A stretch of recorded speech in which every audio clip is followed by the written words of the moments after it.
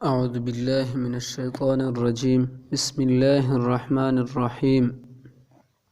اللہم صل علی سیدنا محمد وعلی آل سیدنا محمد وبارک وسلم۔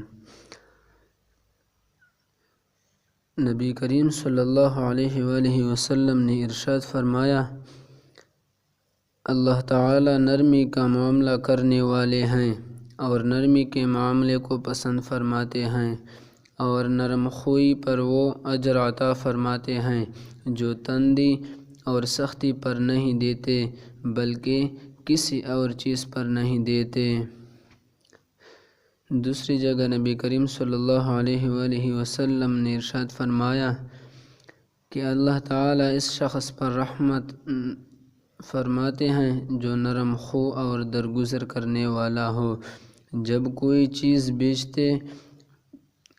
اس وقت بھی، جب کوئی چیز خریدے اس وقت بھی، اور جب کسی سے اپنے حق کا تقاضا کرے اس وقت بھی۔ نبی کریم صلی اللہ علیہ وآلہ وسلم نے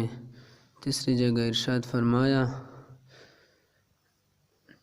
انسان کے اچھا مسلمان ہونے کا ایک حصہ یہ ہے کہ وہ بے فائدہ کاموں کو چھوڑ دے۔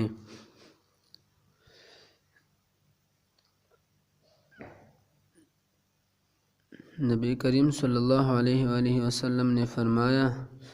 جو آدمی کسی مسلمان کی لغزش سے درگزر کرتا ہے، خدا قیامت کے دن